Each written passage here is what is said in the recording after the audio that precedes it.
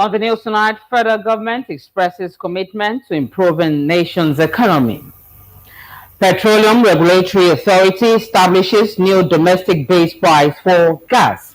Plus, 2 lives lost, property worth millions of naira destroyed in a tanker explosion at Nta Abeokuta.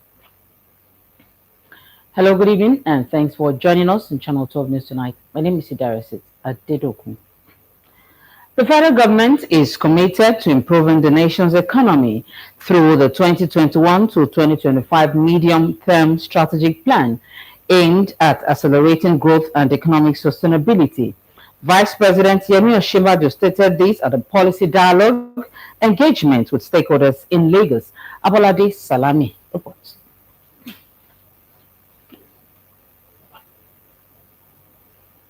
Recorded a year-on-year growth of 5.01% in second quarter of 2021, after a negative growth of 6.10% in second quarter of 2020 as a result of the devastating effect of the global pandemic. While in third quarter of 2021, the real GDP growth rate stood at 4.03% year-on-year. In an effort to pull out the economy from the red lines and set it on the path of recovery, the federal government, through various policies aimed at economic growth, initiated the 2.3 trillion naira economic sustainability plan to support vulnerable sectors and create jobs. We introduced what is called the Jubilee Fellowship Program. Now, this is a one-year work placement program for 20,000 young Nigerians, and it will kick off in January. Every year, we'll have 20,000 young Nigerians who are placed in the private sector and public sector, and they are paid by a special grant. While the government is working assiduously to retain a positive economic outlook in the macroeconomic sector to encourage investment opportunity, regular dialogue with stakeholders and The Nigerian Midstream and Downstream Petroleum Regulatory Authority has come up with a new domestic base price framework and applicable gas wholesale price for the strategic domestic sector.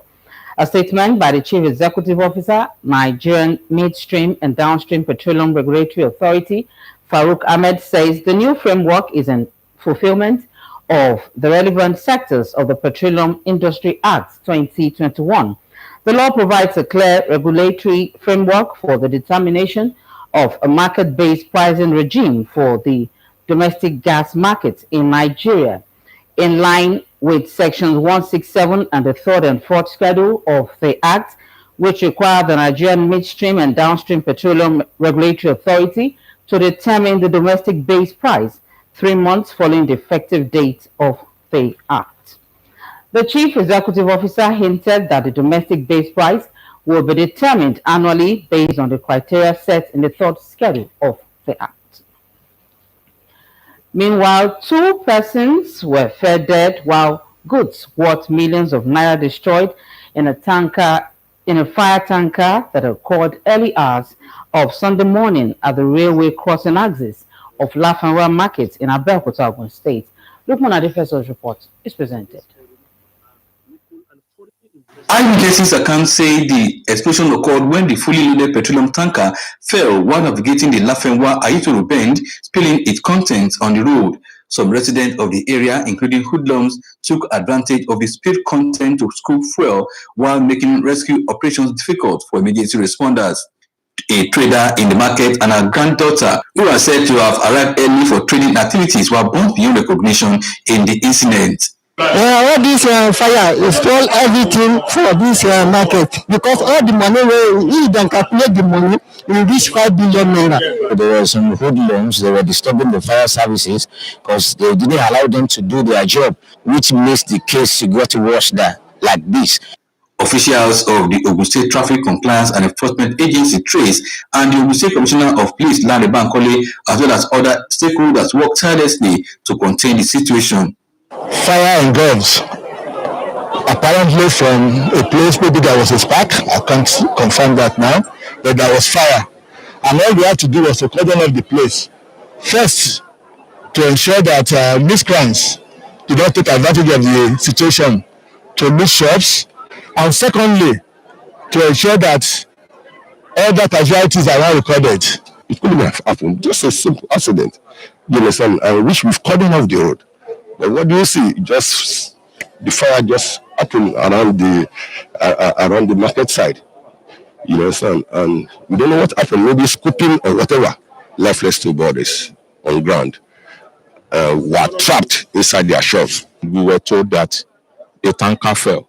So immediately I deployed my men to the scene of the fire. Unfortunately, the hoodlum did not allow us to perform our duty. So they attacked our vehicle. The vehicle has already been damaged. All my men has been brutalized. Efforts were still ongoing to transload the remaining content of the ill-fated tanker and remove the debris of the tanker for free flow of regular movement around the area. Meanwhile, Enforcement Agency Traffic Compliance and Enforcement Corps Trace has condemned the attack on facilities and personnel of the agency and other rescue operators during the operations at the fire incident that occurred in Lafenwa early hours of today. In a statement by the Trace Public Relations Officer, Babatunde Akimbiyi, indicated that two patrol vans belonging to Trace Divisional Command Abeokuta and two heavy-duty vehicles belonging to the Federal and State Fire Service were vandalized, with some of both service operatives assaulted by hoodlums while performing their duties. The statement added that a fully loaded PMS-laden tanker, due to exile problem, overturned around while making its way inbound Mile 2 round the axis from Ojuri Lafenwa, spilling its contents in the process and sparkled off fire due to unwholesome acts of the public, thereby affected traffic along the axis. 2 lives were lost in the unfortunate inferno, while property worth millions of naira were destroyed. The bodies of the 2 casualties, according to Trace PRO, have been deposited at the morgue of the General Hospital Ijaya Abeokuta, while Trace Corps, on behalf of other services involved in the rescue operation, commiserated with the families of the deceased victims and those who lost properties in the unfortunate inferno. Members of the public are therefore enjoined to always show more understanding, support, and cooperation in future rescue efforts to avert a more catastrophic consequences. And in another development, the Nigerian Airway Corporation is on the verge of activating an e-ticketing platform for passengers navigating through the Lagos-Ibadan rail corridor.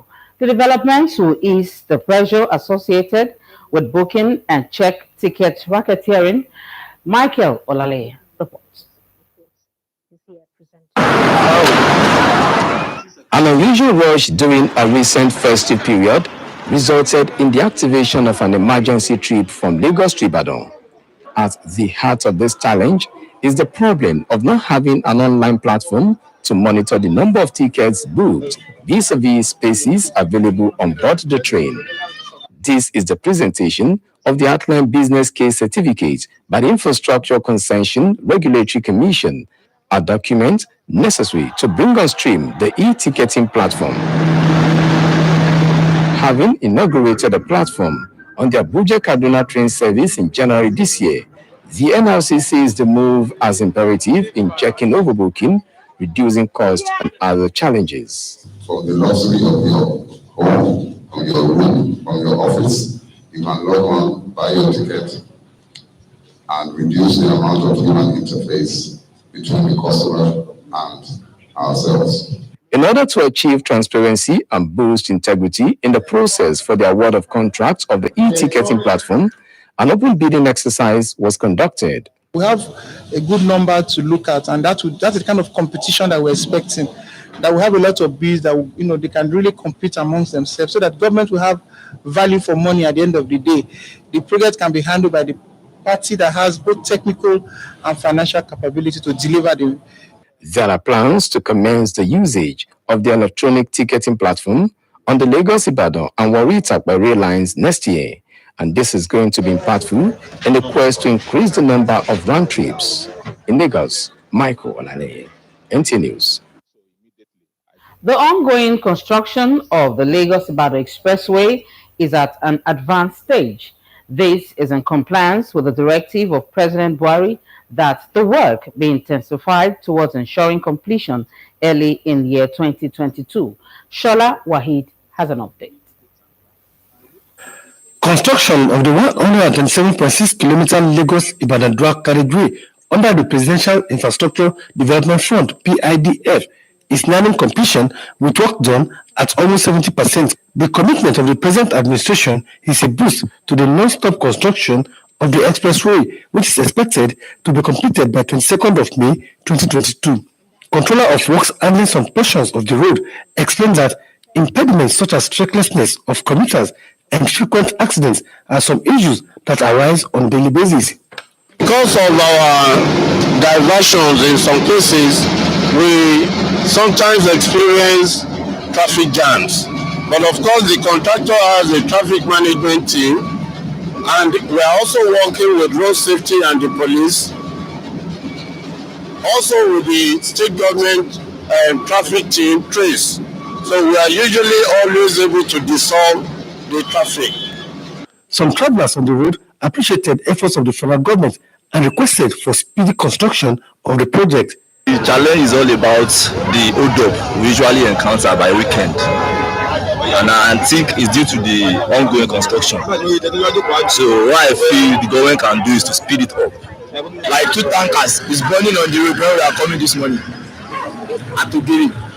But we need to go and follow Shagam before getting to Ibadan.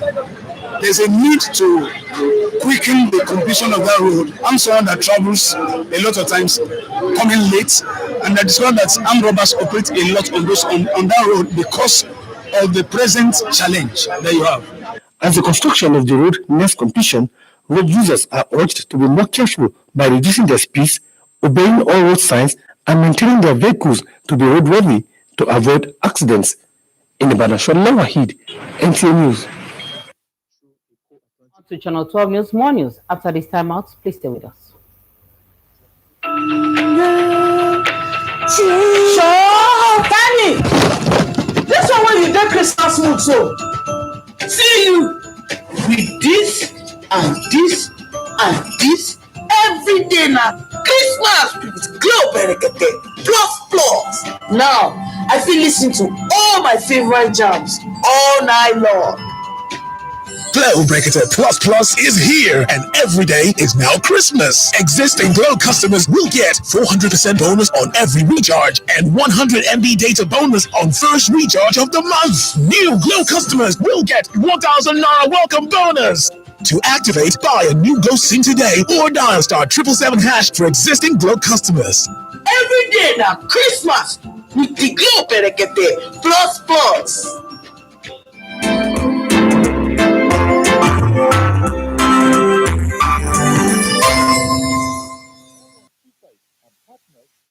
Staying tuned. The Ogun State Police Command has ordered the arrest and prosecution of anyone found using unregistered vehicles and motorcycles in the state. In a statement by the command's public relations officer, DSP Abimbola Oyeyemi, the State Commissioner of Police, Lanre Bankole, gave the directive following the use of unregistered vehicles and motorcycles in carrying out criminal activities across the state. According to the statement, some criminals are using unregistered vehicles to perpetrate crimes such as kidnapping, armed robbery, as well as cult-related violent clashes. It advised members of the public to ensure that their vehicles are duly registered before using it in any part of Ogun State to avoid regret.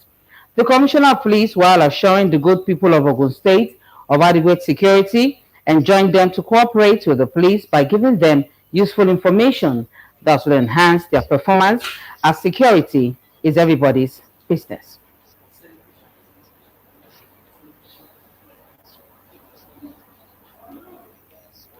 Christians have been admonished to always be committed to doing good and see death as transition to glory to reign with Christ in his eternal kingdom.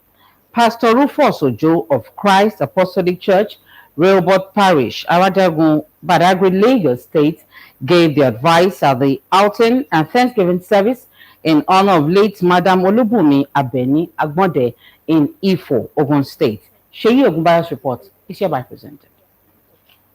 A sermon taken from the book of 1 Thessalonians chapter 4 verses 13 to 18 and Luke 16:19, Pastor Rufus Ojo admonished the gathering to live a life worthy of emulation and leave great legacies for their children. He said late Madam Abeokuta was a devout Christian who lived a life of emulation and trained all her children in the way of the Lord. What I want everybody to know is that you don't need to focus too much on this earth, because no matter how you live long, you will surely die. And I want everybody to know that one day this life will come to an end. And where are you going after translating from this life? The church, after the sermon, organized its prayer session for the children and other family members of the deceased, while the children offered special thanks to God for the impactful life of the deceased. The children, including Lekon Agbonde, a principal reporter with Nta Abeokuta, and other family members, paid glowing tribute to their mother, whom they described as a virtuous woman. My mom stood by me. She stood by me to the extent that is beyond my capacity and my control. I inherited hard work. I inherited contentment from her, because she had a way of putting discipline in the child.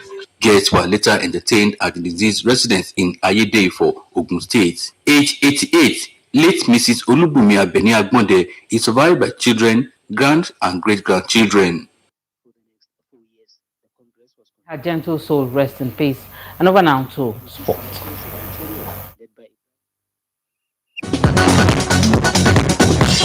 The Nigerian Navy, in collaboration with the Youth Sports Federation of Nigeria Youth Fund, will continue to harmonize efforts towards discovering talents in the grassroots and nurture them into world beaters.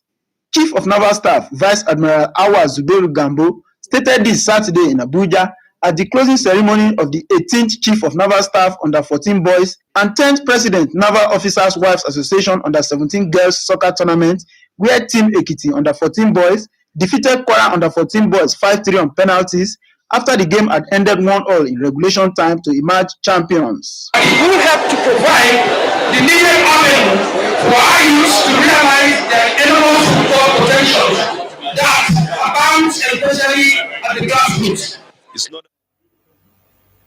And Sport Update wraps up Channel 12 News. Thank you for watching. I'm Bidara Sit at Dedokun. Good night.